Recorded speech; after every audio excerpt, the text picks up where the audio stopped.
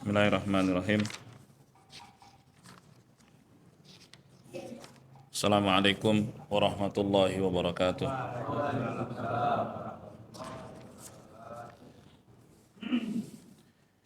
Innal hamdalillah nahmaduhu wa nasta'inuhu wa nastaghfiruh wa na'udzu billahi min syururi anfusina wa min sayyiati a'malina.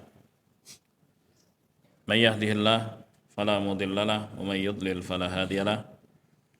Asyhadu an la ilaha illallah wahdahu la syarikalah wa asyhadu anna Muhammadan abduhu wa rasuluh. Yaqulu rabbuna tabaraka wa ta'ala, ya ayyuhalladzina amanu taqullaha haqqa tuqatih wa la tamutunna illa wa antum muslimun. Amma ba'd, fa inna asdaqal hadithi kitabullah wa khairal hadi hadi Muhammadin sallallahu alaihi wasallam wa syarral umuri muhdatsatuha wa kullu muhdatsatin bid'ah wa kullu bid'atin dhalalah wa kullu dhalalatin finnar. Hadirin jamaah sekalian yang dimuliakan Allah, segala puji baginya yang selalu memberikan karunia dan nikmat kepada kita yang tidak terhingga. Jikalau kita berusaha untuk menghitungnya, kita tidak akan sanggup. Sebagaimana firman-Nya, wa in ta'uddu ni'matallahi la tuhsuha. Jikalau kalian berusaha untuk menghitung-hitung nikmat Allah, kalian tidak akan mampu untuk menghitungnya. Dan salawat dan salam semoga selalu tercurah kepada Nabi kita, Nabi Muhammad sallallahu alaihi wasallam, keluarganya, para sahabatnya, dan orang-orang yang mengikuti jejak mereka dengan kebaikan hingga hari kiamat. Hadirin jamaah sekalian yang dimuliakan Allah, pagi hari ini kita akan membaca kitab, atau lebih tepatnya kumpulan risalah tauhid. Dan risalah pertama yang akan kita baca adalah Al-Usulus Sittah, itu 6 prinsip agung di dalam Al-Quran yang telah diterangkan secara jelas dan gamblang oleh Allah Subhanahu wa Ta'ala, akan tapi tidak dimengerti dan difahami oleh kebanyakan mereka yang mengaku cendekiawan. Ya, baik, langsung kita baca. Qala al-muallifu rahimahullah, bismillahirrahmanirrahim, alhamdulillahi rabbil alamin, wa sallallahu wa sallama wa baraka ala nabiyyina Muhammadin wa ala alihi wa sahbihi ajma'in. Qala Syekh Muhammad ibnu Abdul Wahhab, imamud da'watil islamiyah wa hamihimal millatil hanifiyah, min a'jabil ujab wa akbarul ayatid dalati ala qudratil malikil ghallab, sittatu usulin bayanaha Allah subhanahu wa ta'ala bayanan wadihan lil awam fawqa ma yadhunnu adh-dhanun, thumma ba'da dhalik ghalita fiha kathirun min adhkiya'il alam wa uqala'i bani adam illa aqallal qalil. Syekh Muhammad ibn Abdul Wahhab rahimahullah, salah seorang imam dakwah Islamiyah, mengatakan di antara hal yang paling menakjubkan dan mengherankan, dan di antara tanda-tanda yang besar yang menunjukkan akan kuasa Allah Subhanahu wa Ta'ala adalah 6 prinsip agung yang dijelaskan oleh Allah Subhanahu wa Ta'ala secara gamblang di dalam Al-Quran, yang dimengerti oleh orang awam sekalipun, ya, melebihi dari prasangka mereka yang berprasangka. Kemudian anehnya, banyak orang yang mengaku cendekiawan itu nggak ngerti tentang 6 prinsip itu, atau pura-pura nggak ngerti, kecuali sedikit saja dari mereka. Ya, jemaah sekalian yang dimuliakan Allah, tidak diragukan bahwa Allah Subhanahu wa taala menurunkan Al-Qur'an sebagai penjelas segala sesuatu, dan Rasulullah Shallallahu alaihi wasallam pun diutus oleh Allah Subhanahu wa taala untuk menjelaskan apa maunya Allah Subhanahu wa taala di dalam Al-Qur'an dengan penjelasan yang gamblang juga. Nah, di antara hal yang paling besar yang dijelaskan oleh Allah Subhanahu wa taala dan Rasulnya di dalam Al-Qur'an adalah at-tauhid dan asy-syirik. Jelaskan oleh Allah Subhanahu wa taala secara jelas apa itu tauhid, apa itu asy-syirik. Karena tauhid itu merupakan dasar agama Islam. Ya. Di atas ketauhidan dibangun seluruh amalan. Sementara asy-syirik itu membatalkan prinsip ini. Sehingga ketika runtuh pondasi keislaman seorang, rusak pondasi keislaman seorang, maka seluruh amalan yang dibangun di atasnya pun ikut runtuh. Ya, dan akan rusak. Karena dua hal ini saling bertentangan, nggak bisa ketemu antara tauhid dengan asy-syirik. Ya, selamanya nggak akan pernah ketemu. Nggak ada istilah muslim yang musyrik atau musyrik yang muslim. Muslim ya muslim, musyrik ya musyrik. Ya. Kalau ada orang yang mengaku muslim dia berbuat kesyirikan, maka dia tidak disebut muslim, dia musyrik. Ya. Kalau ada musyrik yang mengaku muslim dan dia nggak lepas dari kesyirikannya, maka dia nggak akan pernah disebut sebagai muslim sampai dia meninggalkan kesyirikannya tersebut. Ya. Jemaah sekalian yang dimuliakan Allah, oleh sebab itu Allah Subhanahu wa taala menjelaskan prinsip ini di dalam Al-Qur'an, ya, bahkan di seluruh Al-Qur'an. Hampir-hampir tidak ada satupun surat melainkan Allah Subhanahu wa taala sebutkan di situ tentang tauhid, tentang asy-syirik. Baik. Jemaah sekalian yang dimuliakan Allah. Lalu apa itu tauhid? Tauhid maknanya adalah memberikan hak peribadatan hanya kepada Allah Subhanahu wa taala. Karena Dia pencipta, pemberi rizki dan pengatur segala urusan, maka Dialah satu-satunya yang berhak untuk disembah. Iyyaka na'budu, hanya kepadamu ya Allah kami beribadah. Ya, kalimat tauhid adalah kalimat la ilaha illallah. Ya, tidak ada Tuhan yang benar untuk disembah kecuali Allah. Adapun yang diklaim sebagai Tuhan oleh manusia enggak sedikit. Tapi semuanya adalah Tuhan-Tuhan yang palsu. Tuhan yang benar hanya satu, yaitu pencipta alam semesta. Dialah satu-satunya yang berhak untuk disembah. Itulah makna la ilaha illallah. Sementara asy-syirik itu artinya menduakan Allah atau menyekutukan Allah. Karena sering juga kata syirik ini dimaknai dengan makna yang lain, yaitu iri dan dengki misalnya. Kamu syirik sama saya, artinya kamu dengki sama saya, kamu iri sama saya. Bukan itu maksudnya. Asy-syirik itu menyekutukan Allah, menduakan Allah, ya, atau meninggalkan Allah dan seterusnya. Baik, memberikan hak peribadatan bukan hanya kepada Allah, akan tapi memberikannya juga kepada selain Allah. Dia berdoa kepada Allah, berdoa juga kepada selain Allah. Itu makna menyekutukan. Ya, tidak dikatakan bahwa yang penting kan saya masih berdoa kepada Allah. Enggak begitu. Ya, kalau dia Berdoa kepada Allah, berdoa juga kepada selain Allah Subhanahu wa taala, itulah makna kesyirikan. Itulah makna menduakan Allah, itulah makna menyekutukan Allah Subhanahu wa taala. Dan itu adalah perilaku jahiliyah.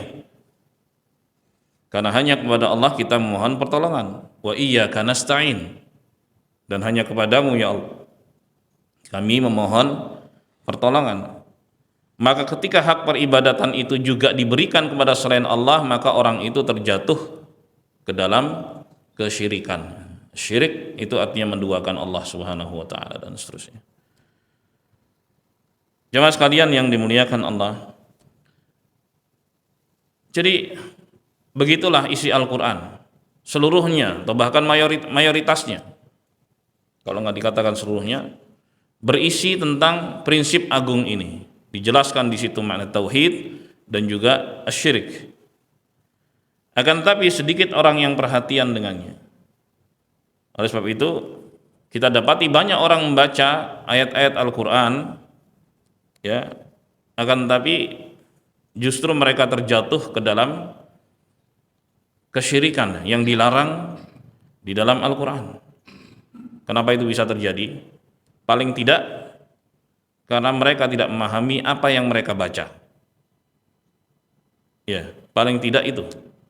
Mereka tidak memahami apa yang mereka baca. Seperti surat Al-Fatihah. Itu berulang-ulang dibaca. Paling tidak dalam sholat itu 17 kali dibaca. Belum lagi kalau sholat sunnah misalnya. Taib. Jelas sekali dalam surat Al-Fatihah, ya, prinsip tauhid ini dijelaskan oleh Allah Subhanahu wa taala, dan Allah bimbing hamba-hambanya untuk menyatakan dan mendeklarasikan itu.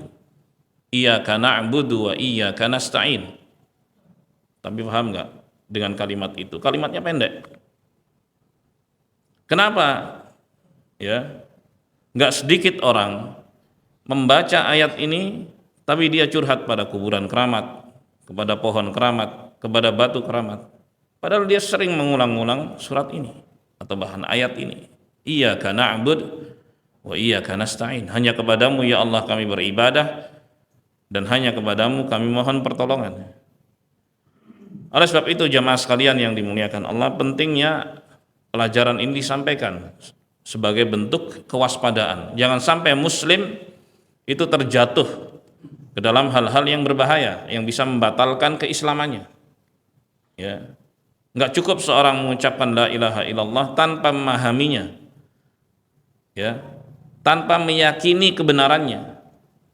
Kalau dia mengucapkan la ilaha illallah kemudian menganggap bahwa ya ibadah-ibadah yang dilakukan oleh selain muslim, orang-orang kafir, kaum musyrikin dianggap ya biasalah, benar-benar saja, toh itu juga menuju Tuhan yang sama, maka kafir dia, keluar dari Islam.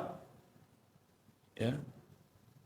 Padahal jelas sekali Allah Subhanahu wa taala menyatakan dalam Al-Qur'an la ilaha illallah.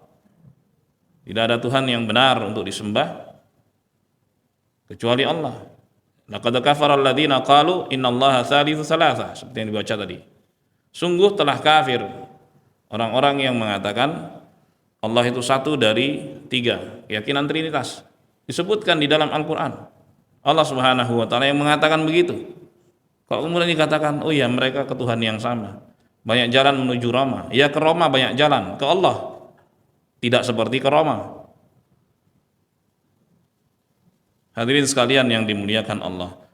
Jadi ini prinsip agung dijelaskan oleh Allah dan Rasulnya secara gamblang di dalam Al-Quran maupun As-Sunnah, ya, yaitu tentang tauhid dan tentang asyirik. Baik. Jemaah sekalian yang dimuliakan Allah.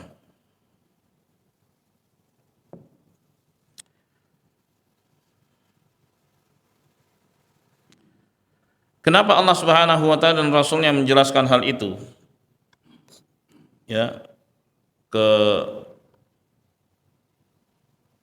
bangsa Arab jahiliyah, di mana Rasulullah Shallallahu Alaihi Wasallam saat itu diutus dari tengah-tengah mereka. Liannahum yamshuna 'alal awaidi wa ma wajadu alaihi aba'uhum wa masyayikhum.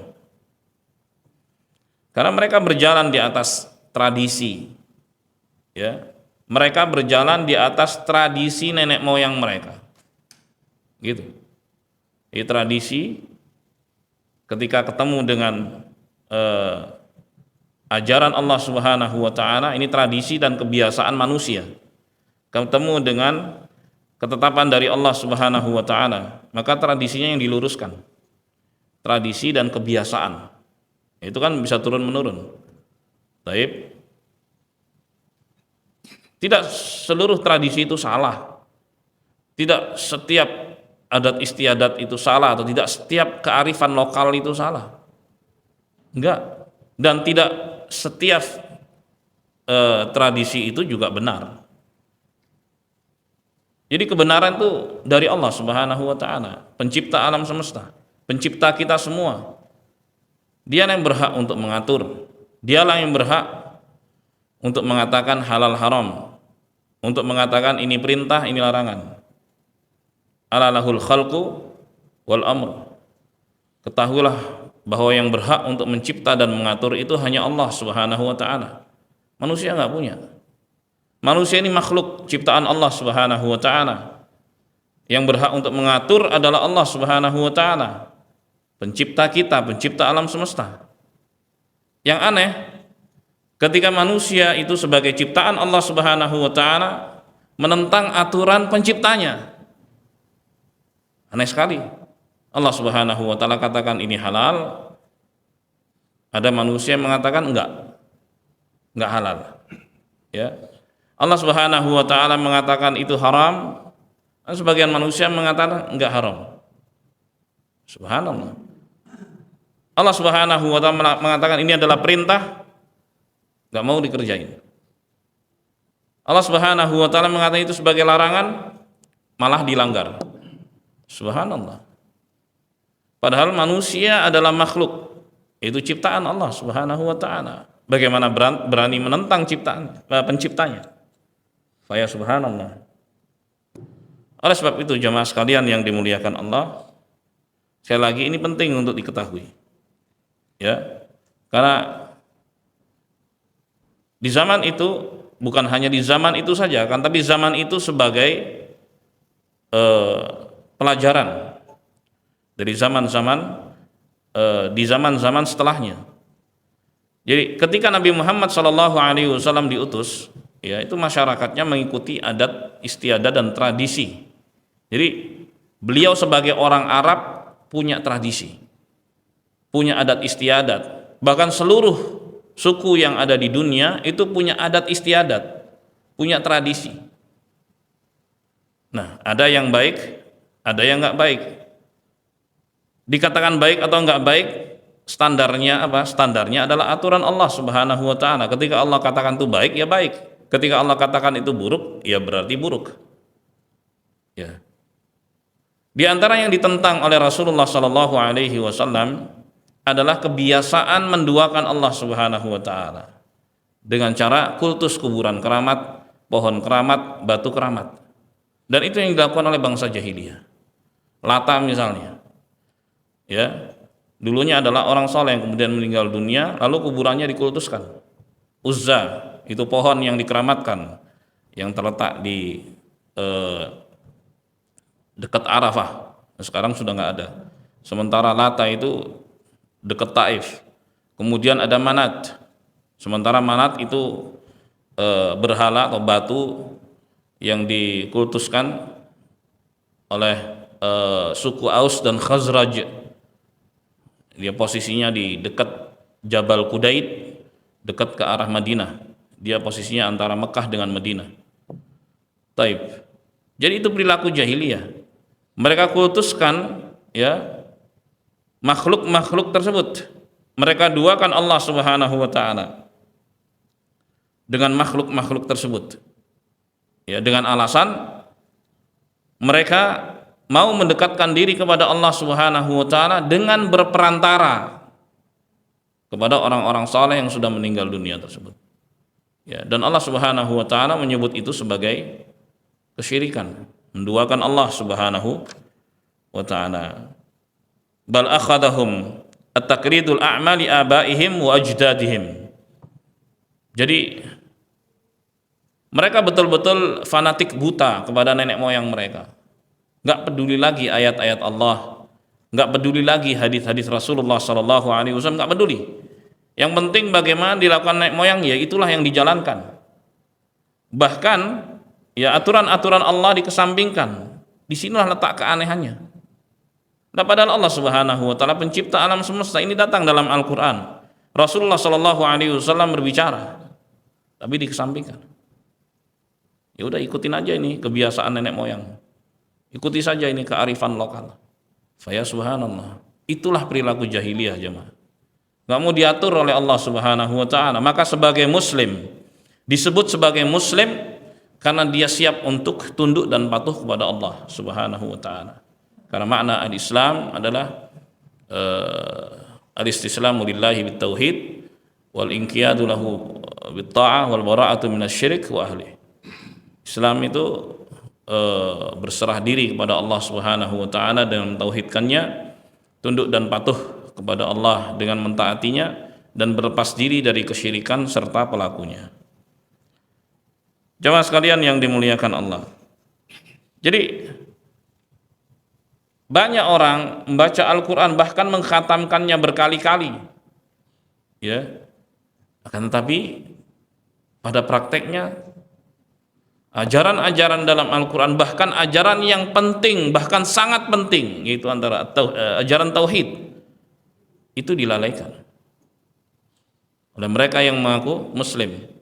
Ya, di antara sebabnya sekali lagi yang paling besar adalah ketidaktahuan tentang kandungan apa yang dibaca tersebut. Jadi betul-betul harus disosialisasikan hal semacam ini.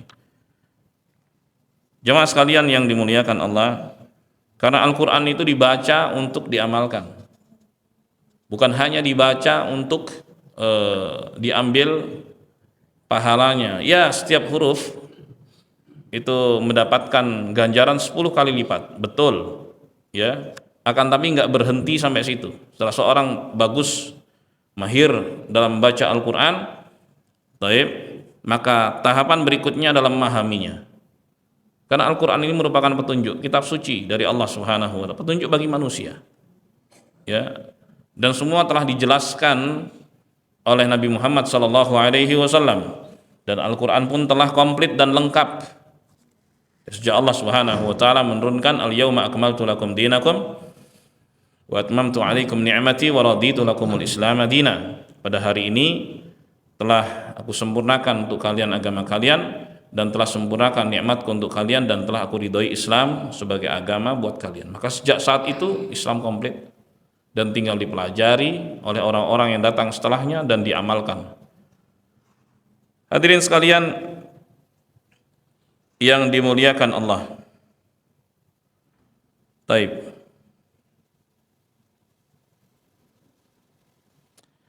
Dan sampai detik ini pun, ya, nggak sedikit orang yang membaca Al-Quran hanya untuk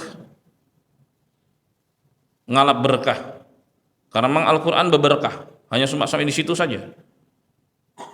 Dan juga nggak sedikit orang yang belum bisa membaca Al-Quran. Oleh sebab itu, mari kita bersemangat untuk bisa paling tidak baca, bisa.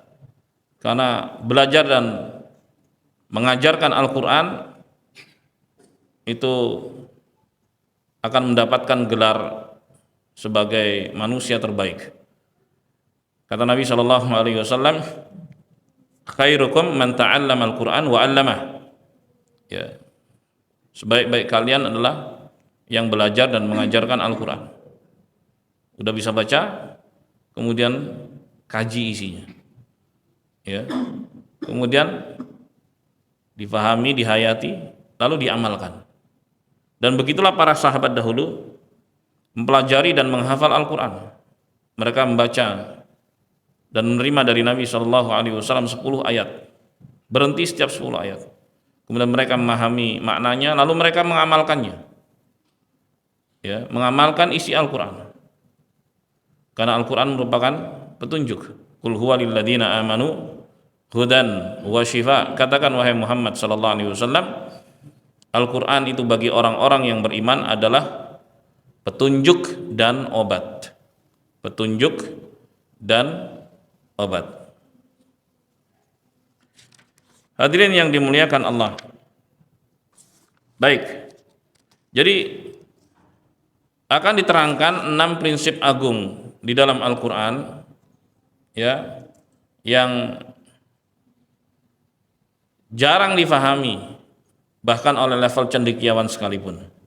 Ini yang aneh. Maksudnya di sini, ya, ayo disosialisasikan supaya bahkan sampai level awam pun memahami prinsip agung ini di dalam Al-Qur'an. Yang pertama, ikhlasuddin lillahi ta'ala wahdahu la syarikalah. Memurnikan amalan hanya untuk Allah Subhanahu wa ta'ala saja, tidak ada sekutu baginya. Ini prinsip agung di dalam Al-Qur'an. Jadi kita diperintahkan untuk beramal oleh Allah Subhanahu wa ta'ala dan memurnikan amalan itu hanya untuk Allah. Salat misalnya, Allah yang perintah kita untuk salat. Ya. Karena siapa kita salat? Ya karena Allah, sebab Dia yang perintahkan kita. Enggak ada motif-motif lain kita kerjakan salat, enggak ada pencitraan-pencitraan.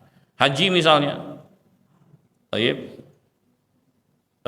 Kenapa kita berhaji? Ya, karena Allah perintahkan kita untuk berhaji bagi yang mampu gitu. Baik. Lalu apa motif kita? Dan karena siapa kita berhaji? Ya, karena Allah Subhanahu wa ta'ala. Bukan untuk menaikkan status sosial di tengah masyarakat. Bukan untuk itu. Betul-betul karena menjalankan perintah Allah Subhanahu wa ta'ala. Itu prinsip yang agung. Allah Subhanahu wa ta'ala berfirman, "Wa ma umiru illa liya'budullaha mukhlishina lahuddina hunafa." Dan tidaklah mereka diperintah melainkan agar mereka murnikan amalan mereka hanya untuk Allah Subhanahu wa ta'ala. Lurus. Ya. Hanya untuk Allah Subhanahu wa ta'ala, tegak lurus. Hanya untuk Allah. Jadi kenapa salat? Ya. Ya karena Allah perintahkan, dan saya kerjakan salat karena Allah. Kenapa puasa? Karena Allah perintahkan. Ya. Baik, dan saya kerjakan puasa ini karena Allah. Kenapa zakat? Kenapa sedekah? Karena Allah perintahkan. Dan saya lakukan ini karena Allah Subhanahu wa ta'ala. Itulah makna al-ikhlas. Memurnikan amalan hanya untuk Allah Subhanahu wa ta'ala. Akan tapi ketika sudah diserap dalam bahasa Indonesia, sudah dari bahasa Arab ya, al-ikhlas. Ikhlas itu berubah maknanya menjadi rela, menerima gitu. Baik. Pas kena tilang sama oknum, kemudian tawar menawar, harga pas, ya udah ikhlas ya, ngomongnya gitu. Gimana mau disebut ikhlas? Apakah ini amalan karena Allah? Bukan. Bahkan secara aturan negara saja salah. Mana mungkin disebut dengan ikhlas yang seperti ini? Enggak lah. Sekali al-ikhlas adalah memurnikan amalan itu karena Allah Subhanahu wa ta'ala. Itulah makna al-ikhlas. Baik. Memurnikan amalan hanya untuk Allah Subhanahu wa ta'ala. Ya, jamaah sekalian yang dimuliakan Allah. Memang ketika bahasa Indonesia itu menyerap kosakata dari bahasa daerah dan juga bahasa asing, di antaranya adalah bahasa Arab juga enggak sedikit. Ya, dari bahasa Arab, ketika sudah terserap dalam bahasa Indonesia, terkadang memiliki makna yang berbeda dari makna asalnya. Dan itu dikatakan juga oleh ahli bahasa Indonesia dari Universitas Indonesia. Ya, ketika sudah diserap dalam bahasa Indonesia, ada yang pengucapannya berubah, ada yang penulisannya berubah, bahkan ada yang maknanya berubah. Sehingga dalam memahami ya ayat-ayat Al-Qur'an dan hadis-hadis Nabi Shallallahu alaihi wasallam yang berbahasa Arab nggak bisa langsung terjemahkan begitu saja. Karena harus dikembalikan kepada maknanya dalam bahasa Arab sekalipun. Karena di dalam bahasa Arab juga ada kamus Arab juga. Sebagaimana di bahasa Indonesia ada KBBI. Jadi kata apa kemudian diartikan demikian. Taib. Seperti kata al-ikhlas tadi. Harus dikembalikan kepada makna asalnya. Jadi nggak bisa langsung diterjemahkan, dan semacam ini banyak sekali contohnya jamaah yang dimuliakan Allah. Seperti sabda Nabi Shallallahu Alaihi Wasallam diriwayatkan Muslim dari sahabat Tamim Ad-Dari radhiyallahu an. Ad-dinu an-nasihah. Agama itu adalah nasihat. Kata nasihat itu dari bahasa Arab diserap dalam bahasa Indonesia yang artinya diantaranya adalah teguran, kemudian ujangan, kemudian tuntunan baik gitu. Itu nasihat. Arahnya ke situ. Baik. Kalau itu diterjemahkan ke dalam hadis, ya, agama itu adalah nasihat. Lalu lanjutannya, kulna liman, untuk siapa wahai Rasulullah? Lillah, untuk Allah. Agama ini adalah nasihat untuk Allah. Gimana memahaminya? Nggak ketemu. Masa nasihat untuk Allah Subhanahu wa taala? Lah begitu teksnya. Terus apa yang keliru di sini? Penerjemahannya. Karena nggak tepat nasihat dalam bahasa Indonesia yang sudah berubah maknanya, seperti yang disebut dalam KBBI, dengan an-nasihah dalam bahasa Arab. An-nasihah itu adalah kemurnian, memberikan yang terbaik, ya, kepada yang lain, selain dari dirinya, selain dari diri orang tersebut. Ketika ad-dinun nasihah, agama itu adalah nasihat. Ya, berikan yang terbaik untuk siapa? Untuk Allah Subhanahu wa taala. Bagaimana seorang hamba menunaikan kewajibannya kepada Allah Subhanahu wa taala? Karena Allah memiliki hak yang harus ditunaikan oleh hamba-hambanya. Baik. Jadi yang terbaik untuk Allah Subhanahu wa taala dari hamba, bahwa hamba itu beribadah hanya kepada Allah saja dan tidak menyekutukannya dengan apapun. Itu. Yang kedua, hamba itu tunduk dan patuh dengan aturan Allah Subhanahu wa taala, diperintah jalan, dilarang berhenti. Ya. Dan yang ketiga, hamba itu menerima takdir dan ketentuan Allah Subhanahu wa taala. Itu yang terbaik. Nah, jemaah, ini hanya contoh saja bahwa dalam menerjemah pun kita mesti memahami asal katanya dalam bahasa Arab, kemudian padanannya dengan yang ada dalam bahasa Indonesia. Kalau tidak, maka bisa terjadi kacauan di situ. Hadirin sekalian yang dimuliakan Allah. Jadi kembali kepada prinsip yang pertama, ikhlasuddin lillahi ta'ala wahdahu la syarikalah. Ini prinsip agung yang dijelaskan di dalam Al-Quran. Gamblang sekali. Perintah untuk memurnikan amalan hanya untuk Allah Subhanahu wa ta'ala saja. Ya, dan tidak menduakan Allah dengan apapun dalam beribadah. Oke, ini prinsip agung. Jadi apapun yang masuk kategori ibadah, maka itu hanya dihaturkan kepada Allah Subhanahu wa taala. Apa itu ibadah? Syekhul Islam Ahmad Ibn Taimiyah rahimahullah mengatakan al-ibadah ismun jami' likulli ma yuhibbuhullahu wa yarda minal aqwali wal af'ali adh-dhahirah wal batinah. Ibadah adalah sebutan, ya, bagi segala sesuatu yang dicintai dan diridhoi oleh Allah, baik itu berupa ucapan maupun perbuatan yang tampak ataupun yang tersembunyi. Itu definisi ibadah. Luas sekali cakupan ibadah. Sebutan bagi segala sesuatu yang dicintai dan diridhoi oleh Allah, baik itu berupa ucapan atau perbuatan yang tampak ataupun yang tersembunyi. Yang tampak itu perbuatan lahiriah, yang tersembunyi adalah perbuatan hati. Detikan-detikan hati, keyakinan-keyakinan itu bagian darinya. Terus bagaimana kita bisa mengetahuinya? Gak ada cara lain kecuali dengan belajar. Ya, gak ada cara lain kecuali dengan belajar. Apa saja yang dicintai Allah dan diridhai Allah, apa saja yang dibenci oleh Allah Subhanahu wa taala, kita harus belajar. Ya. Oleh sebab itu Nabi Shallallahu Alaihi Wasallam mengatakan, talabul ilm faridatun ala kulli muslim. Ya. Menuntut ilmu agama merupakan kewajiban bagi setiap individu muslim. Enggak setiap muslim itu harus jadi kiai atau jadi ustadz, tidak. Tapi dia tahu bagaimana cara ibadah kepada Allah yang baik. Itu poinnya. Jadi ada di sana pengetahuan yang sifatnya kewajiban atas setiap individu. Itulah yang harus kita pelajari. Seperti pilar-pilar Islam, rukun Islam. Kita tahu itu bagaimana cara sholat sesuai dengan yang diajarkan Nabi Shallallahu Alaihi Wasallam. Kemudian cara berpuasa, cara berhaji, berzakat dan seterusnya. Kemudian kewajiban-kewajiban yang lainnya. Itu. Kemudian larangan-larangan yang pokok, ya, untuk diketahui agar dijauhi. Ya, bukan untuk diketahui, untuk dijauhi dan diwaspadai. Hal-hal semacam itu yang penting untuk dipelajari. Jemaah sekalian yang dimuliakan Allah. Oke, jadi kembali pada prinsip ini, ikhlasuddin lillahi ta'ala wahdahu la syarikalah. Prinsip yang agung, memurnikan amalan hanya untuk Allah Subhanahu wa ta'ala saja, tidak ada sekutu baginya. Baik.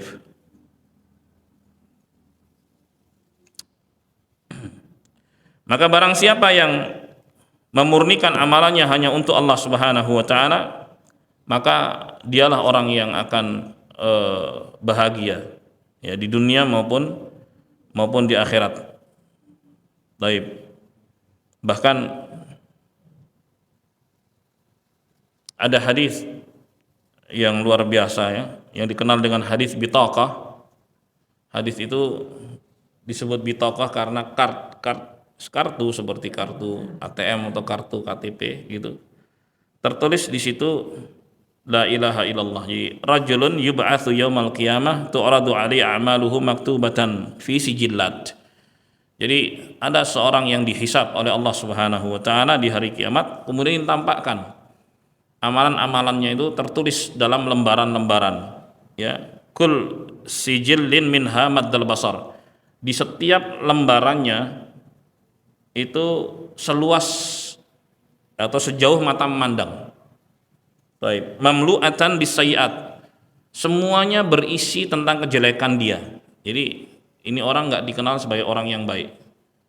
Jelek sejauh mata memandang. Subhanallah. Banyak banget itu kejelekannya, ya. Tuda'u hadhihi sijillat fi kiffatin. Dan jumlah lembaran itu 99, banyak sekali. Setiap lembarnya sejauh mata memandang berisi keburukan semua. Nah, ditimbang nih, ya, ditimbang catatannya itu di salah satu anak timbangan.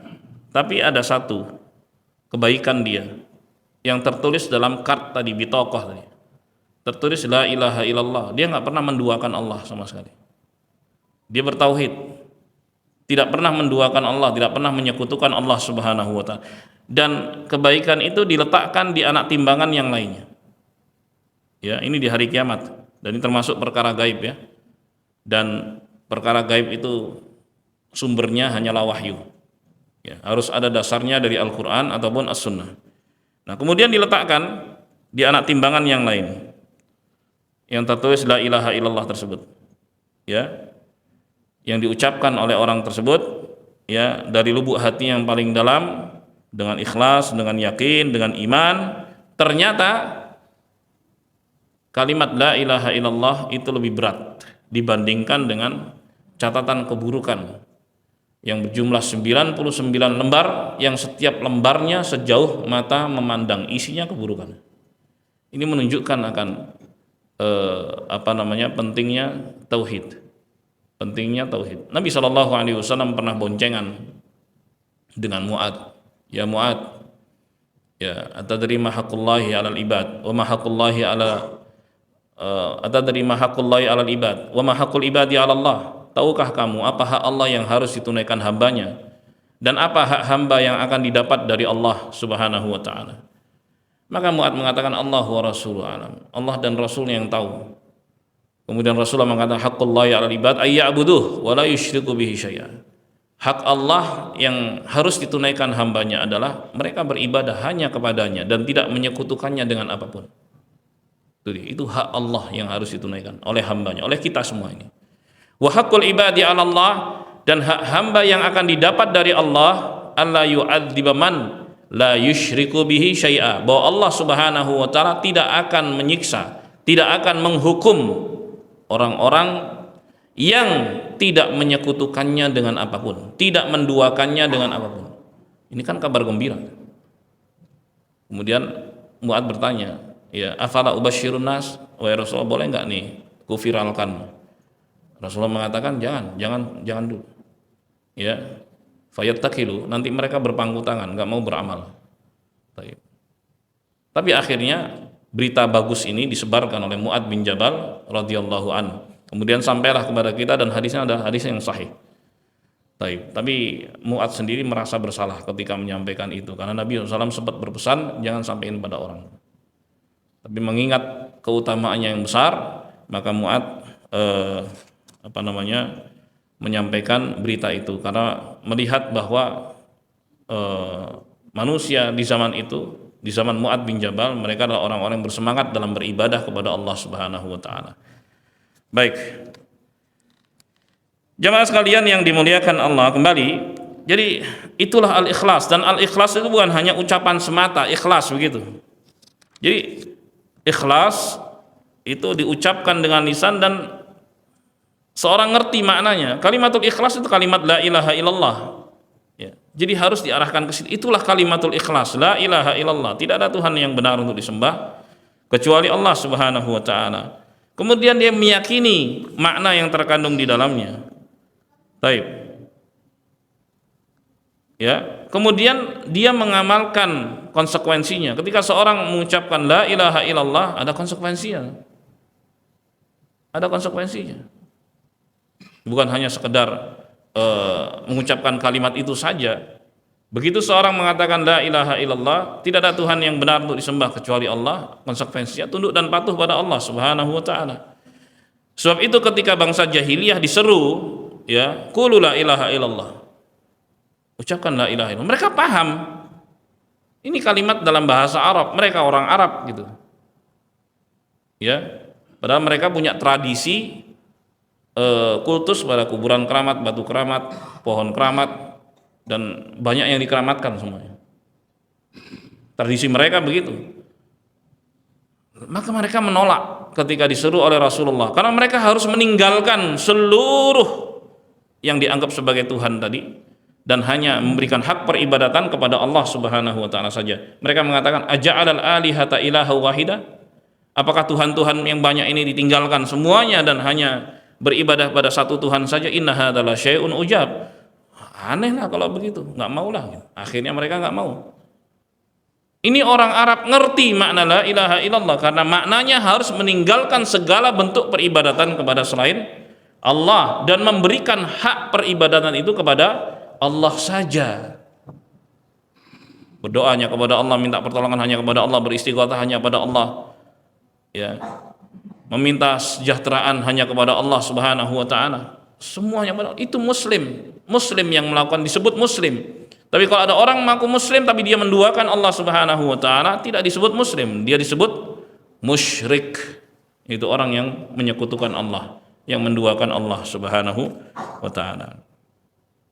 Baik. Wa bayanu diddihi alladhi huwa syirk billahi subhanahu wa ta'ala. Dan Allah Subhanahu wa taala juga menjelaskan di dalam Al-Qur'an lawan dari tauhid, yaitu asyirik. Ya, beribadah kepada selain Allah bersama Allah. Itu definisi menyekutukan Allah, menduakan Allah. Jadi syirik itu bukan beribadah kepada selain Allah saja. Ya, oleh sebab itu ada sebagian orang yang ngeles begini, kan saya masih beribadah kepada Allah. Loh, tapi Anda beribadah juga pada selain Allah. Yang penting kan saya masih beribadah kepada Allah. Dianggap itu bukan kesalahan. Nanti ya jemaah. Justru itulah kesalahan. Menduakan Allah itu kayak gitu. Dia beribadah kepada Allah, beribadah juga kepada selain Allah. Berdoa kepada Allah, berdoa juga kepada selain Allah. Itulah kesyirikan. Itulah menduakan Allah. Itulah yang dilarang oleh Allah, dan itulah perilaku jahiliyah yang ditentang oleh Rasulullah SAW. Karena sebagian orang memahami bahwa syirik itu ketika dia sudah nggak lagi beribadah kepada Allah, dia beribadahnya kepada selain Allah. Nggak syirik kok, saya masih berdoa sama Allah, saya minta pada Allah, saya masih beribadah pada Allah. Tapi Anda beribadah juga pada selain. Ya iya sih, Tapi kan saya masih beribadah kepada Allah. Justru itulah namanya kesyirikan, menduakan Allah. Jelas jemaah? Di sini perlu pemahaman makna syirik di sini. Ya, belum lagi tadi saya katakan ternyata kata syirik itu diartikan lain. Diartikan dengan hasad, iri, dengki gitu. Kamu syirik sama saya. Apain sih? Gitu. Kamu iri sama saya, kamu dengki, itu kan? Udah makin jauh lagi nih kalau nggak dilurusin. Makin jauh lagi jamaah yang dimuliakan. Sekali lagi penting pelajaran ini ya. Ya, banyak orang nggak paham hal semacam ini, sehingga dia mengaku muslim tapi dia terjatuh ke dalam larangan terbesar dalam Islam, yaitu menduakan Allah Subhanahu wa taala. Allah musta'an. Allah sudah jelaskan itu semua di dalam Al-Qur'an dengan sangat gamblang. Baik. Jemaah, umat-umat terdahulu mereka semua mengakui rububiyah Allah Subhanahu wa taala. Yang dimaksud rububiyah Allah Subhanahu wa taala bahwa Allah itu pencipta, pemberi rizki dan pengatur segala urusan. Bangsa jahiliyah dulu kalau ditanya, siapa yang ciptain kalian? Allah, tahu mereka. Siapa yang ciptain alam semesta ini? Allah. Siapa yang menghidupkan, mematikan? Allah. Tapi ketika mereka disuruh konsekuen, ya udah konsekuen saja, yang berhak disembah hanya Dia, pencipta. Wah ya enggak lah gitu. Nah disitulah mereka terjatuh ke dalam larangan terbesar. Mereka menduakan Allah Subhanahu wa taala. Aneh sekali memang. Ya. Taib. Jadi seluruhnya kecuali ateis ya. Itu pun sampai pada satu titik dia butuh dengan Tuhan. Karena dia manusia, tetaplah manusia. Hanyalah kesombongan saja ketika manusia itu mengaku tidak ada Tuhan. Naudzubillah min dzalik. Ya, itu super sombong. Iblis saja yang sombong kayak gitu. Tayyib, itu kenal sama Allah Subhanahu wa taala. Dan dia tahu Allah Subhanahu wa taala ini kan lebih parah daripada iblis. Iblis ketika bersumpah untuk menyesatkan anak Adam, dia sebut nama Allah, dia sebut sifat Allah, fa bi izzatik la ughwiyannahum ajmain. Demi kemuliaanmu ya Allah, aku akan sesatkan mereka semua. Illa ibadaka minhumul mukhlasin, kecuali hamba-hambamu yang tulus. Itu iblis loh, kenal sama Allah, kenal sama Tuhan. Ini manusia lebih parah nih dari iblis nih, bahkan mengklaim nggak ada Tuhan. Auzubillah min dzalik. Padahal makhluk yang paling buruk itu iblis. Lalu kok ada manusia yang klaimnya nggak ada Tuhan? Tuhan aneh sekali. Ya, iblis itu tidak menduakan Allah Subhanahu wa taala. Apa yang diduakan? Dia kenal sama Allah Subhanahu wa taala, tapi dia menentang Allah. Disitulah letaknya. Letak kesombongan iblis. Kenal Allah tapi nggak bermanfaat kenalnya kepada Allah Subhanahu wa taala. Ya, ketika dia terjatuh ke dalam kesombongan. Kesombongan itu ada dua. Ya, yang pertama adalah batarul haq wa ghamtun nas, yang kedua ghamtun nas. Batarul haq itu menolak kebenaran. Allah perintahkan iblis, itu adalah kebenaran untuk sujud pada Adam alaihissalam. Tapi iblis menolak. Itulah dia sombong pada Tuhan. Dia udah kenal Allah Subhanahu wa taala, tapi nggak patuh pada Allah Subhanahu wa taala. Ya. Yang kedua, dia rendahkan makhluk. Ketika dia mengatakan ana khairum minhu khalaqtani min nar wa khalaqtahu min tin. Ya, engkau ciptakan aku dari api dan engkau ciptakan dia dari tanah. Aku lebih baik dari dia. Gitu. Ini logika iblis tanpa dasar sama sekali. Dari mana dia tahu bahwa api lebih baik dari tanah? Jadi orang yang bicara tanpa dasar dia pakai logika iblis. Begitulah cara berpikirnya iblis, tanpa dasar sama sekali. So itu Nabi Muhammad SAW ketika mendefinisikan sombong itu selalu dengan dua unsur tadi. Ya, al-kibr, batarul haq, wa ghamtun nas. Kesombongan itu adalah menolak kebenaran yang datangnya dari Allah Subhanahu wa taala dan merendahkan orang lain. Itu makna kesombongan. Ada dua unsur di situ. Jemaah sekalian yang dimuliakan Allah. Jadi seluruh makhluk tahu kalau pencipta alam semesta itu Allah Subhanahu wa taala. Ya. Tayyib, ada satu pendeta di Bali, ya, diwawancarai pendeta Hindu. Ketika ditanya, apa harapan Bapak terkait Gunung Agung waktu yang sempat beberapa tahun yang lalu itu mulai batuk-batuk dan berasap ya. Ya, kami berharap ini pencipta alam semesta ini ya, tidak membuat gunung ini meletus. Loh, mereka tahu loh, benar. Mereka tahu ada pencipta alam semesta, siapapun ini diakui semuanya. Seluruh manusia, yang muslim maupun yang kafir, diakui pencipta alam semesta itu hanya satu. Gitu. Bangsa jahiliyah dulu begitu. Mereka ngerti pencipta alam semesta cuma satu. Tapi ketika mereka dituntut konsekuen, ya sudah, sembah saja yang satu, ibadah saja kepada yang satu, di situ mereka menolak. Karena yang berhak untuk disembah cuma satu, Dia sang pencipta alam semesta. Itulah tauhidul uluhiyah. Jadi tauhidul uluhiyah adalah konsekuensi dari tauhidul rububiyah, pengakuan Allah satu-satunya pencipta, pemberi rezeki dan pengatur segala urusan. Konsekuensinya adalah hanya Dia yang berhak untuk disembah. Itulah tauhidul uluhiyah, mengesahkan Allah dalam beribadah kepadanya. Yang lain nggak berhak karena mereka bukan Tuhan. Kalau disebut Tuhan maka palsu. Jemaah sekalian yang dimuliakan Allah. Sebab itu, ya, dalam surat Az-Zukhruf ayat 87, Allah Subhanahu wa taala berfirman, "Wala in sa'altahum man khalaqahum." Jikalau engkau bertanya wahai Muhammad sallallahu alaihi wasallam kepada mereka, siapa yang telah menciptakan mereka? Apa jawabnya? Allah. Mereka bisa tahu jawabannya, Allah.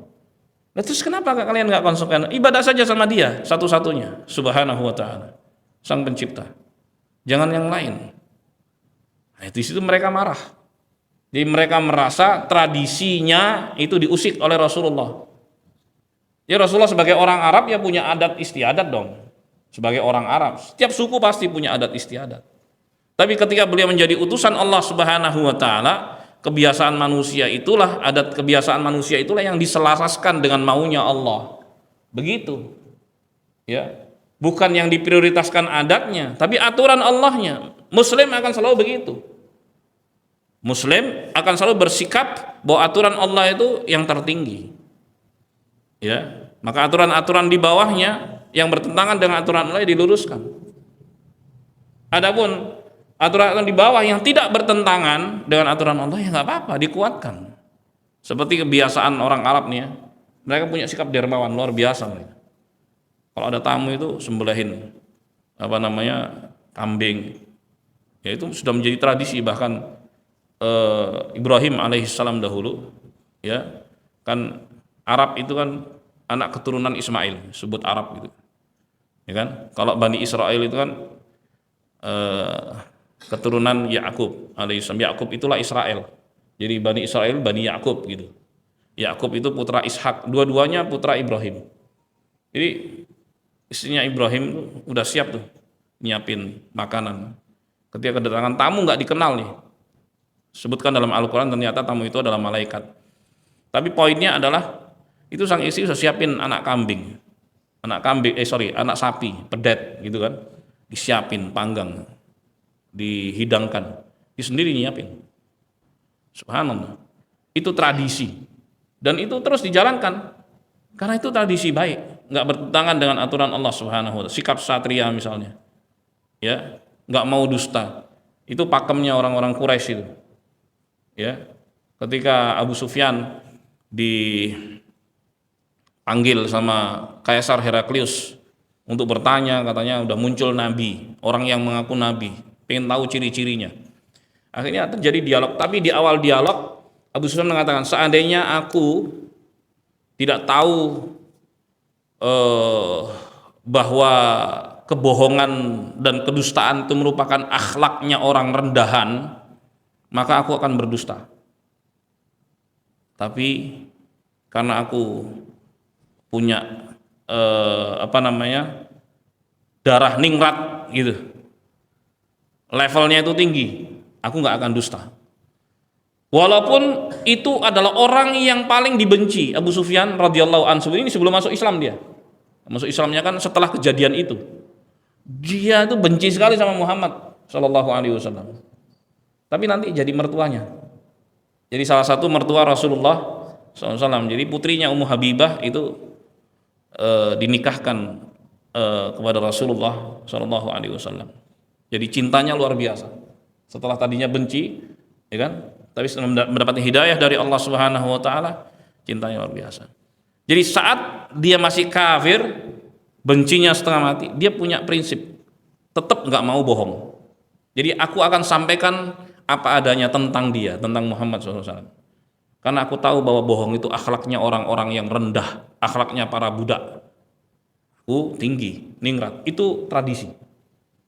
Tradisi baik kan berarti kan, nggak bertentangan dengan aturan syariat. Itu dulu teruskan, begitu. Jadi adat istiadat dan tradisi, ya, ketika sejajar, ketika datang itu aturan syariat, maka yang disesuaikan itu adat dan tradisinya. Bagi Muslim ya, bagi Muslim yang mengaku Muslim, kebiasaannya itulah yang harus disesuaikan dengan aturan Allah Subhanahu wa Ta'ala. Maka yang sesuai ya dijalankan, terus yang nggak sesuai ya diralat, diperbaiki agar sesuai dengan aturan Allah Subhanahu wa Ta'ala. Nah, jemaah sekalian yang dimuliakan Allah, begitu. Jadi ketika bangsa jahiliyah itu mau merubah kebiasaannya, itu berat sekali, karena mereka ya mengaku itu kebenaran, yang diserukan Muhammad SAW itu adalah kebenaran, ya. Tapi mereka banyak berpikir begini, efeknya banyak gitu. Apalagi pembesar Quraisy, ya, banyak tuh faktor ekonomi juga masuk di dalamnya, karena untuk merubah kebiasaan dan keyakinan nggak mudah. Makanya Nabi SAW selalu mengutamakan kesabaran ketika berdakwah 13 tahun di fase Mekah. Walaupun beliau dibenci, dilempari batu, dihina-hina, tetap sabar luar biasa. Dan orang-orang yang masuk Islam di fase itu, fase Mekah, ya, selama 13 tahun, itu adalah orang-orang yang kuat. Nggak ada yang kemudian murtad, nggak ada sama sekali. Bahkan bertambah. Dan itu diantara poin yang ditanyakan oleh Kaisar Heraklius, Kaisar Romawi Timur, kepada Abu Sufyan. Apakah pengikutnya dari kalangan du'afa kebanyakan? Iya, betul. Apakah ada yang murtad dari mereka? Nggak ada. Bahkan semakin bertambah. Gitu. Subhanallah. Di jamaah sekalian yang dimuliakan Allah.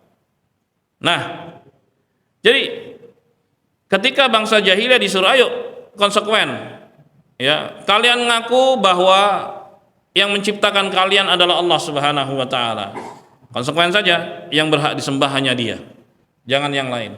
Di situ mereka menolak, mereka mengingkari, maka mereka disebut kafir. Kafir itu kan mengingkari kebenaran, mereka disebut kafir. Maka orang-orang yang telah kedatangan kebenaran lalu dia menolak kebenaran itu, maka dia disebut sebagai orang yang mengingkari kebenaran. Sebutannya adalah kafir. Nasallallahu alaihi. Baik. Kemudian wa kaunu aktsaril qur'ani fi bayani hadzal asli min wujuhin syatta bi kalamin yafhamuhu abladul 'amah. Dan isi Al-Qur'an mayoritasnya adalah penjelasan tentang prinsip ini. Ya, perintah untuk bertauhid dan larangan dari menyekutukan Allah Subhanahu wa Ta'ala dalam berbagai bentuknya, yang difahami oleh orang awam sekalipun. Yang difahami oleh orang awam sekalipun. Contohnya dalam surat An-Nisa ayat 36. Ini contoh ya. Wa'budullaha wa la tusyriku bihi syai'a. Beribadalah hanya kepada Allah Subhanahu wa Ta'ala saja, dan jangan sekutukan Dia dengan apapun. Ya. Baik. Beribadalah hanya kepada Allah Subhanahu wa Ta'ala saja, dan jangan sekutukan Dia dengan apapun. Jelas ini, clear.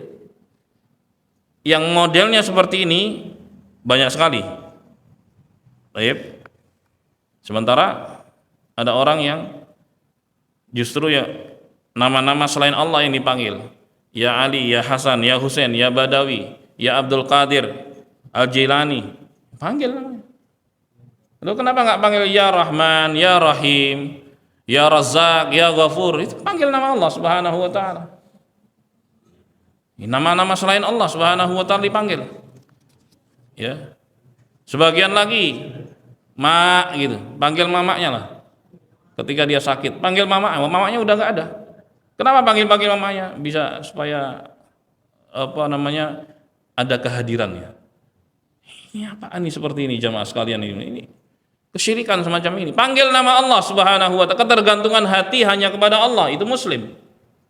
Muslim begitu. Yang dia panggil adalah Allah Subhanahu wa taala. Baik. Jadi betul-betul isi Al-Qur'an ya mayoritasnya bahkan seluruhnya tentang at-tauhid dan penjelasan tentang asyirik. Ibnu Qayyim rahimahullah mengatakan Al-Qur'anu kulluhu fit tauhid. Al-Qur'an itu seluruhnya berisi tentang at-tauhid. Li'annahu imma amrun bi ibadatillahi wa tarki syirk. Bisa berisi bentuknya perintah untuk beribadah kepada Allah saja dan larangan dari kesyirikan. Wa imma bayanun li jazai ahli tauhid. Bisa juga berisi tentang balasan bagi mereka yang bertauhid. Wa jazaa'u ahli syirik, dan balasan mereka yang menyekutukan Allah Subhanahu wa taala. Wa imma fi ahkamil halal wal haram.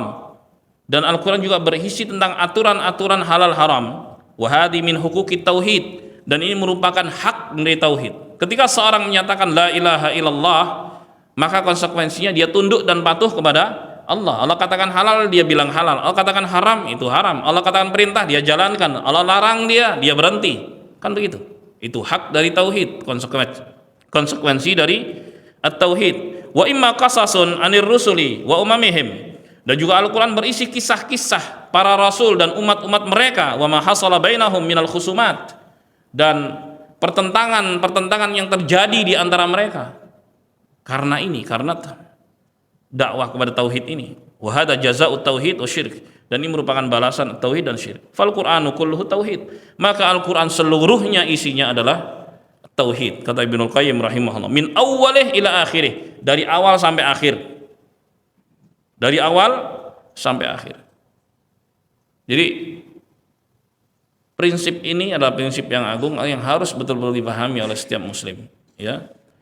Tsumma lamma sara ala aktsaril ummati masar, kemudian faktanya apa yang terjadi di tengah masyarakat, adhar lahumus syaitan, setan ya membisik-bisikkan, setan menampak-nampakkan al-ikhlasa fi surati tanakkusis salihin. Al-ikhlas itu dianggap sebagai bentuk penghinaan kepada orang-orang soleh. Ketika mereka yang curhat pada kuburan keramat, batu keramat, jangan lakukan itu, beribadah saja hanya kepada Allah. Loh, kamu berarti nggak percaya sama kemuliaan orang ini, kamu merendahkan dia. Ini hak dia, karena dia orang baik, dia dekat dengan Tuhan, dia dekat dengan Allah, maka saya datang ke dia untuk curhat sama dia. Jadi dibikin setan seperti itu. Jadi perintah untuk memurnikan ibadah hanya kepada Allah dianggap sebagai penghinaan kepada orang-orang soleh, dan itulah yang dilakukan bangsa jahiliyah dahulu. Ketika Rasulullah memerintahkan mereka, mengajak mereka beribadah hanya kepada Allah saja, Rasulullah dianggap sebagai orang yang menghina agama mereka, menghina tokoh-tokoh mereka, menghina orang-orang saleh, orang-orang baik dari mereka. Begitu persis. Dan sejarah berulang. Nggak sedikit muslimin, ngaku muslimin mereka datang kuburan-kuburan keramat. Bukan ziarah kubur yang benar. Ziarah kubur yang benar diperintahkan mendoakan yang mati. Karena orang yang mati butuh yang hidup, bukan sebaliknya. Yang hidup butuh yang mati, enggak.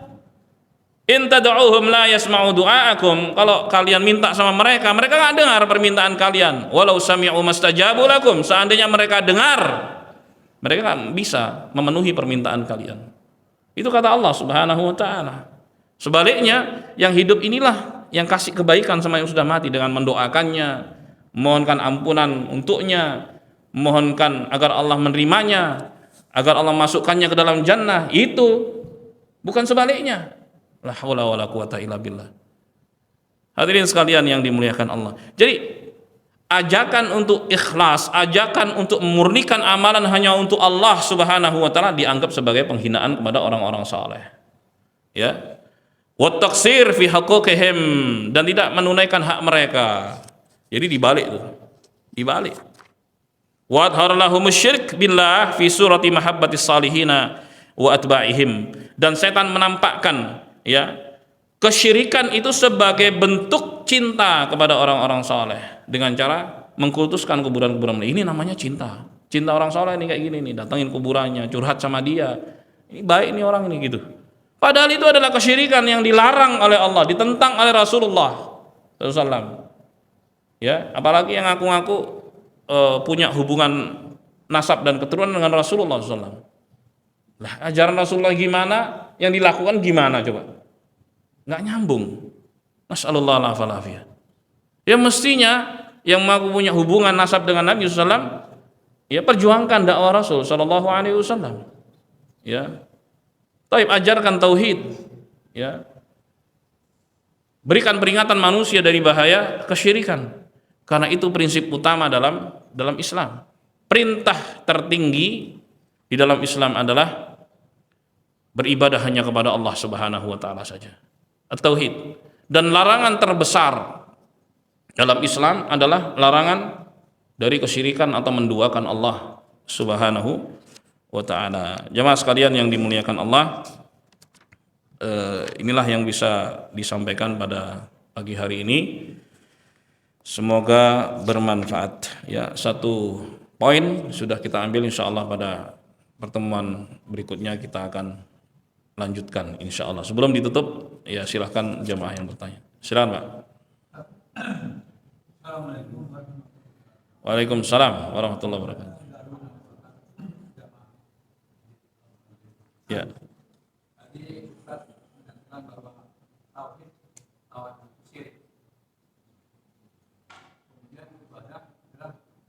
Perbuatan, perkataan yang Allah menyenangi, baik dalam nampak atau tidak nampak. Itu betul kan? Perbuatan, perkataan yang disenangi oleh Allah, baik nampak atau tidak nampak, adalah ibadah. Itu selawan ibadah apa? Apakah lawan ibadah itu maksiat? Ibadah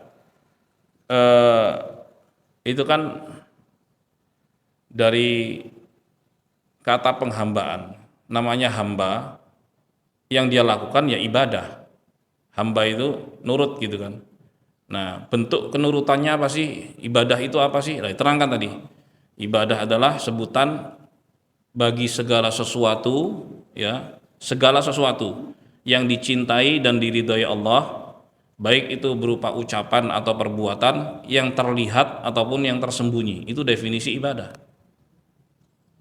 Itu definisi ibadah. Lawannya itu apakah lawannya ibadah maksiat?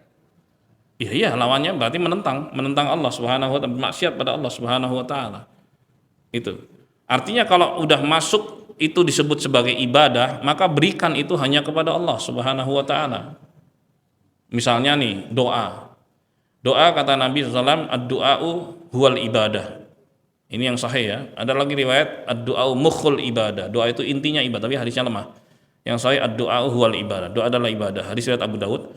Nah, kalau doa adalah ibadah, kepada siapa diaturkan?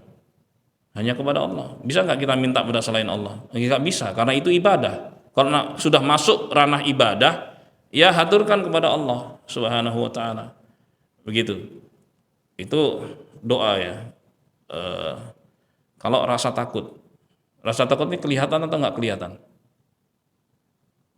Rasa takut ini kelihatan atau tidak kelihatan? Nggak kelihatan kan? Rasa takut itu apa sih? Ya tersembunyi ya, berarti pekerjaan hati nggak kelihatan nih. Rasa takut ya. Taib. Rasa takut itu adalah respon dari diri, ya, atas sesuatu yang dikhawatirkannya. Itu takut, definisi takutnya. Ada respon dari diri atas sesuatu yang dikhawatirkannya. Maka itu disebut takut. Oke. Nah, takut ini masuk ranah ibadah dalam bentuk seperti apa? Ya. Karena seorang takut pada binatang buas, seorang takut dari api, seorang takut rumahnya kebanjiran. Terus apakah itu ibadah? Takut yang masuk ranah ibadah yang seperti apa? Ketakutan yang disertai dengan penghinaan diri dan pengagungan yang ditakuti. Jadi unsur ibadah itu ada dua tadi, penghinaan diri dan pengagungan.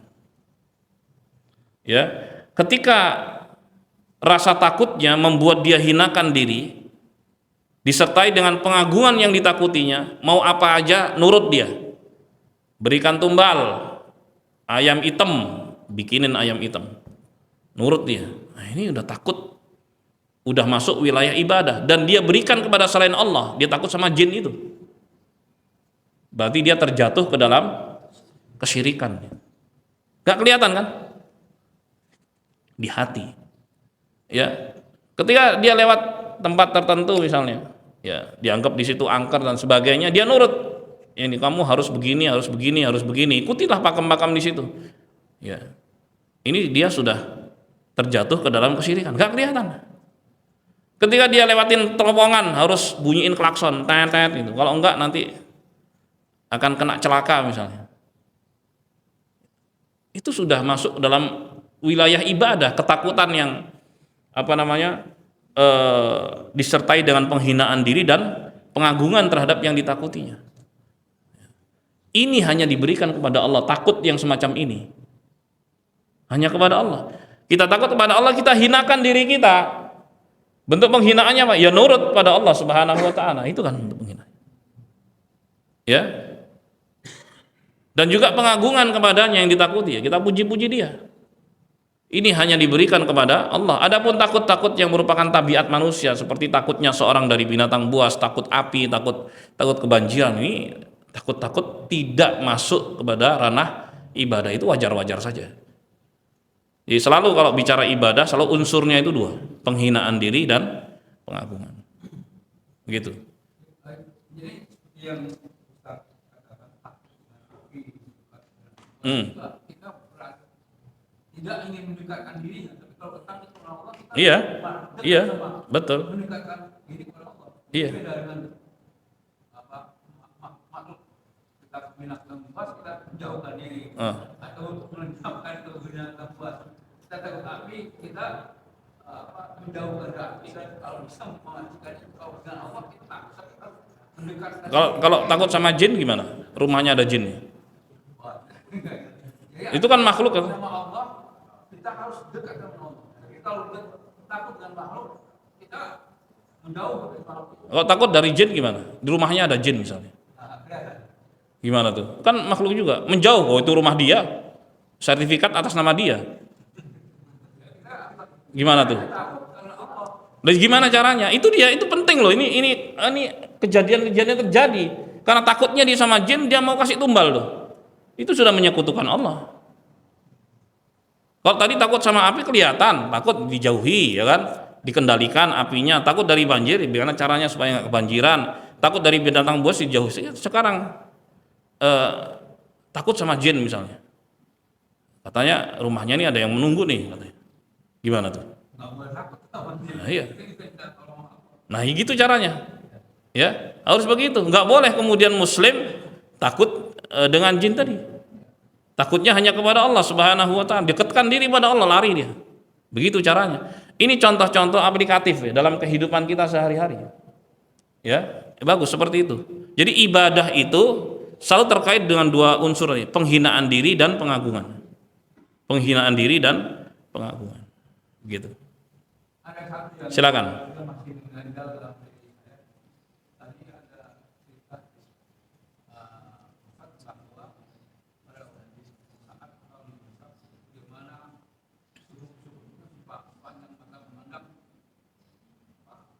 Isinya keburukan ya.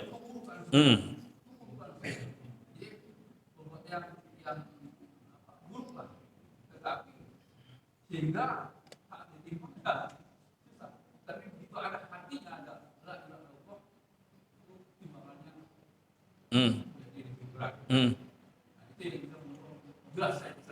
belum jelasnya di mana. Itu hadis sahih dan memang begitu, menunjukkan keutamaan la ilaha illallah. Ya, karena buruk itu artinya dia tidak berakhir dengan baik. Iya, keburukan-keburukan yang dia lakukan ya dengan la ilaha illallah, walaupun keburukan itu berarti kan dia tidak mengamalkan konsekuensi dari la ilaha illallah dia kan. Itu kan poin yang dimaksud di situ kan. Ya, kok masih kuat gitu loh, ya. Bisa saja itu terjadi ya ketika seorang bertobat gitu dari keburukan itu. Ya. Bisa saja dia bertobat dari keburukan-keburukan itu dan dia belum sempat mengamalkan kebaikan. Belum sempat dia mengamalkan kebaikan misalnya. Taib. Atau dia melakukan keburukan itu dalam keadaan sadar bahwa itu adalah kesalahan. Dia sadar itu kesalahan, saya salah nih gitu. Ini burukan, salah. Jadi dosa-dosa selain kesyirikan, ya levelnya kan dosa itu punya level-level, punya tingkatan-tingkatan. Ada dosa menyekutukan Allah Subhanahu Wa Taala, kemudian di bawahnya itu ada dosa bid'ah, kemudian ada dosa-dosa besar seperti konsumsi khamar, zina dan sebagainya. Kemudian ada dosa kecil gitu kan. Ini keburukan-keburukan yang dilakukan. Oke. Dia sadar itu dia lakukan keburukan, tapi dia tetap bertauhid. Dia tetap bertauhid. Ya, dia sadar dia salah gitu. Baik. Nah, ini kuasa Allah Subhanahu Wa Taala untuk menunjukkan keutamaan apa? Tauhid. Ya, bahwa dia bisa menggugurkan dosa-dosa yang banyak. Gitu. Ya. Alhamdulillah. Siapa lagi? Nah, silakan, Pak. Bapak dulu ya, nanti setelah itu Ibu satu lagi. Silakan, Pak. Ya.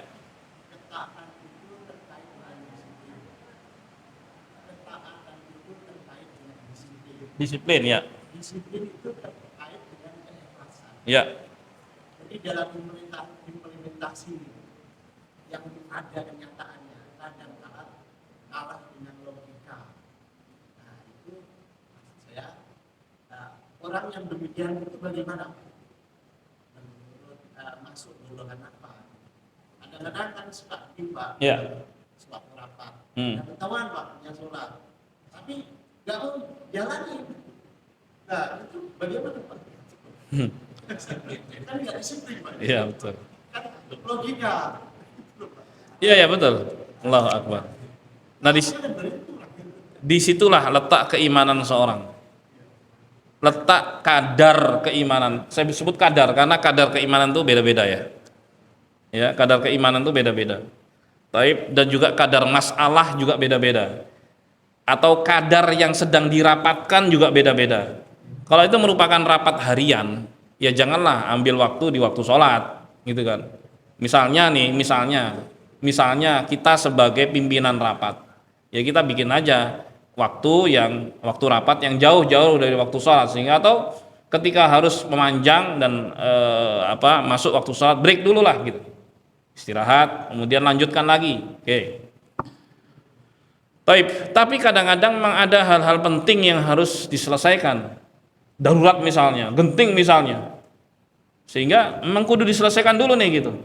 Itu bisa, yang sifatnya nggak rutin tadi, kondisi-kondisi genting bisa. Jadi memang tergantung dari kondisi ya. Kondisi juga bisa itu terkait kondisi orangnya, kadar keimanan masing-masing orang yang berbeda-beda tadi. Kadang juga terkait dengan kondisi yang sedang dirapatkan dari sisi kegentingannya, ya. Karena ada juga orang yang nggak sholat di saat orang-orang itu sedang sholat. Contohnya satpam Masjidil Haram, itu nggak sholat dia ketika orang-orang sedang sholat, atau satpamnya Ka'bah gitu. Gelantungan aja lagi orang sholat gitu kan, gitu. Mereka nggak sholat, ya karena mereka harus jaga keamanan gitu. Kapan sholatnya? Setelah mereka bubar malahan. Nah, kadang ada kondisi-kondisi semacam itu, tapi itu gantian gitu, nggak saya yang nggak sholat aja lah gitu, nggak bisa begitu, ya gantian. Jadi memang ada timbangan-timbangannya, nggak bisa fix satu bentuk. Tapi prinsipnya semaksimal mungkin kita berusaha untuk patuh kepada Allah Subhanahu Wa Taala. Kita upayakan semaksimal mungkin gitu. Sholatnya sholat yang terbaik, waktunya waktu yang terbaik, ketika dipanggil datang dan seterusnya. Demikian. Ya. Karena ada kondisi ketika contohnya perang Khandaq itu sholat asar lewat itu. Ya iyalah, makanya tadi saya katakan kan orang-orang beda-beda. Ini saya kasih contoh, Rasulullah SAW ketika perang Khandaq itu kelewatan sholat asar, sampai maghrib pun belum sholat asar. Gitu.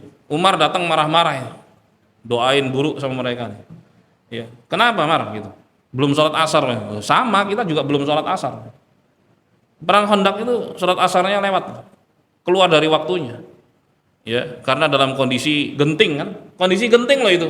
Apakah kemudian dikatakan Rasulullah nggak taat sama Allah? Kondisinya genting. Taib, ini sebelum turunnya firman Allah Subhanahu wa taala, fa in khiftum farijalan aw rukbana.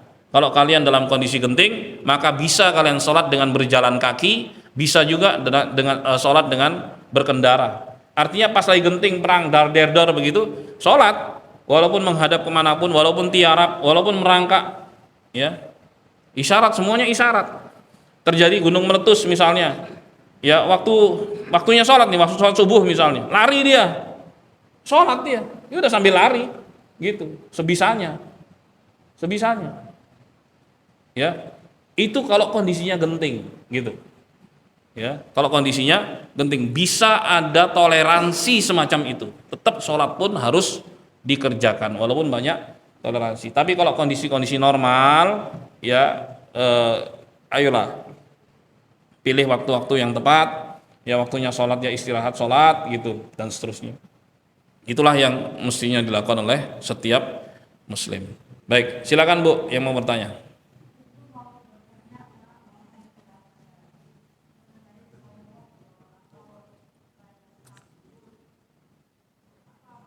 Sombong apa? Ya stakbiru dia ya, orang-orang yang sombong itu artinya. Ya, orang yang sombong itu bisa menolak perintah Allah, ya, menolak kebenaran yang datangnya dari Allah Subhanahu wa taala dan merendahkan orang lain gitu. Dua itu. Kesombongan itu enggak lepas dari dua unsur itu. Kalau disebut mereka sebagai orang-orang yang sombong, itu sombong kepada Allah karena mereka enggak patuh kepada Allah Subhanahu wa taala. Begitu maknanya. Jelas ya, Bu? Ya, betul. Enggak patuh pada Allah itu sombong. Oke, cukup ya? Alhamdulillah. Udah 6:30. Udah dingin di luar tuh. Kena angin-angin. Ya, baik. Alhamdulillah. Semoga bermanfaat dan kurangnya mohon maaf. Semoga Allah selalu memberikan taufik hidayah pada kita semua dan menyelamatkan kita di dunia maupun di akhirat. Amin ya rabbal alamin. Terima kasih. Jazakumullah khairan. Assalamualaikum warahmatullahi wabarakatuh.